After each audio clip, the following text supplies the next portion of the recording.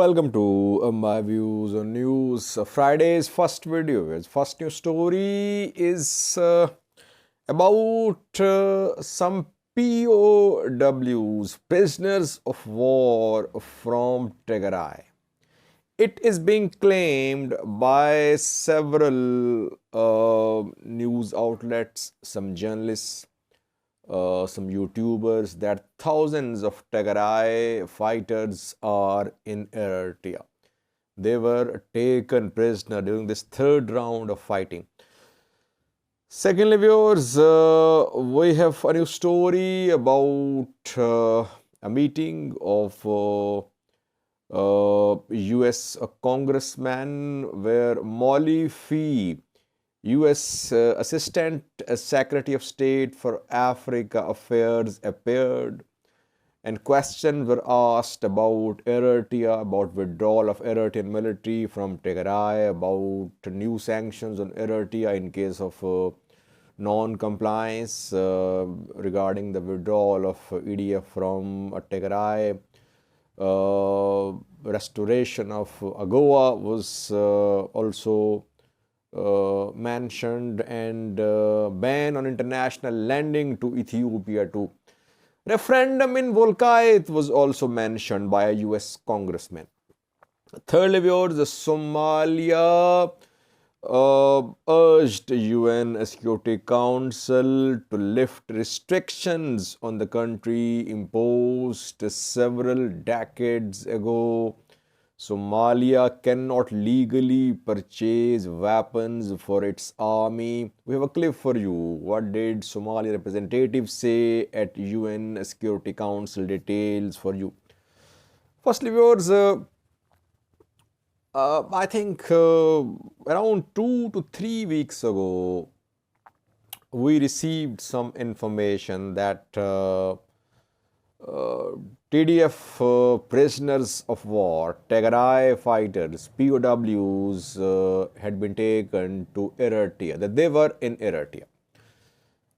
Some sources shared the information with me, but we were not in a position to verify the information.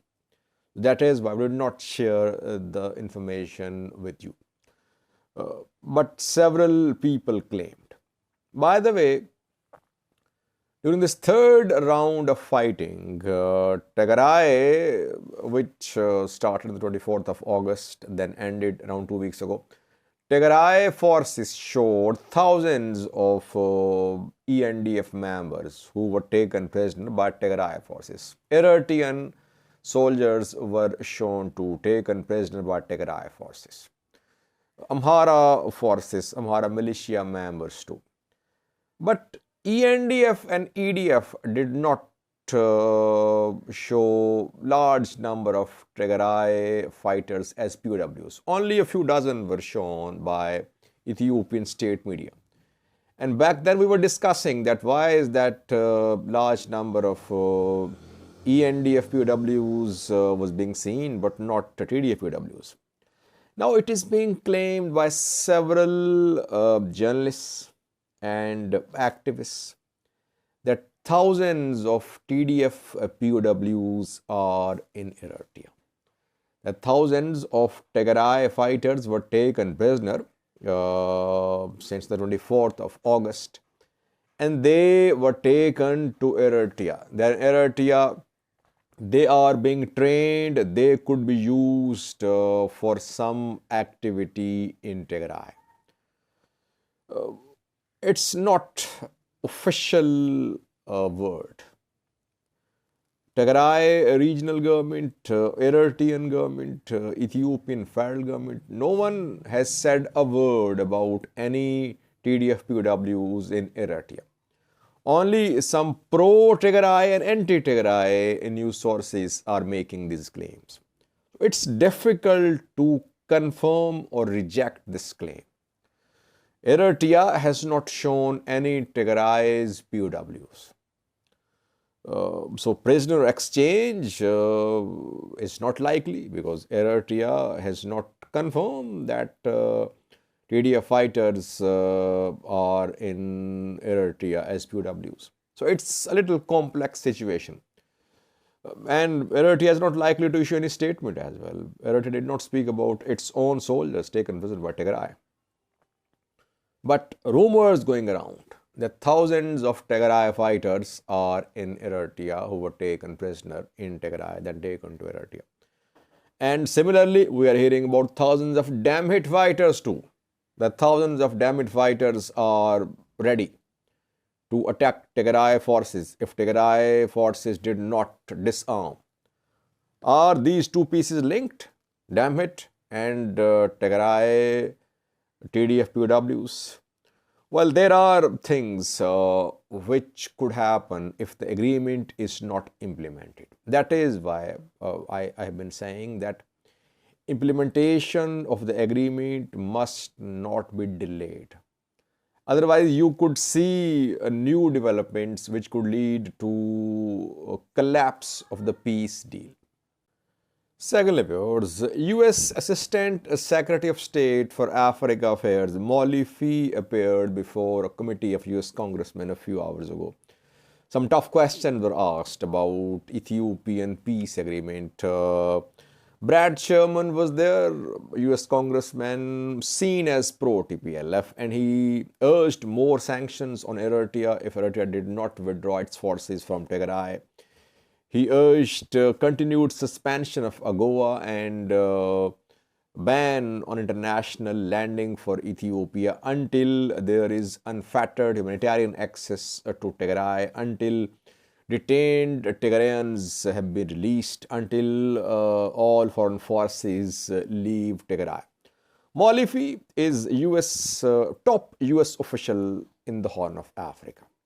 What did she say? Firstly, she confirmed that withdrawal of foreign forces is part of the agreement. It will happen. If it does not happen, US will make use of other options. Means US will impose sanctions. Though Eritrea is already under sanctions, can sanctions work? It's another question. Secondly, she talked about, Brad Sherman talked about referendum, that agreement states that dispute over Western zone will be resolved in accordance with Ethiopian constitution. He said that referendum will be held perhaps. If referendum is held, then those people who were relocated to Volkai Sagade Homera after November 2020 must not be part of the referendum. Molly Fee did not confirm that referendum will be held in Volkai. She said that the issue will be resolved through dialogue. Which mode will be adopted to resolve the issue? It's not clear. By the way, referendum is not possible in Volkai. That's my opinion, because Amhara say that they were displaced from Western Tigray, Volkai, Thumera Sagade by TPLF decades ago. TPLF says that in recent months, in the last 2 years, tens of thousands of Tigrayans have been pushed out of Western Tigray. So several demographic changes have taken place in this zone. That is why I don't see referendum as a fair solution to this issue. The issue will have to be resolved through negotiations, through other modes. Referendum is not likely in Volkai. That's my assessment. Lastly, viewers, Somalia urged UN Security Council a few hours ago to lift sanctions. Somalia has been under restrictions for decades. Somalia cannot purchase weapons for its army. It means Somalia cannot build an army. No army can function without arms. Somalia's army, Somalia's air, land, naval forces are being trained in Eritrea. Why? Because Somalia cannot purchase weapons from abroad.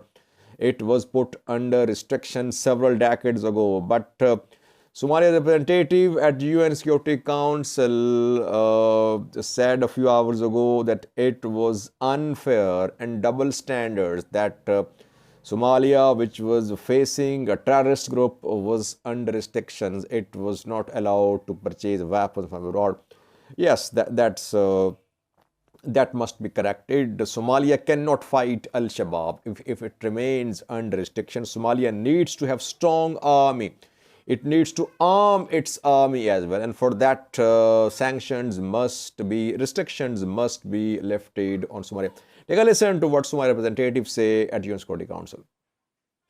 An unfair double standard is preventing the government of Somalia to legally obtain military lethal equipment to rebuild its national army for decades and without having to rely on external forces for the security of our country indefinitely.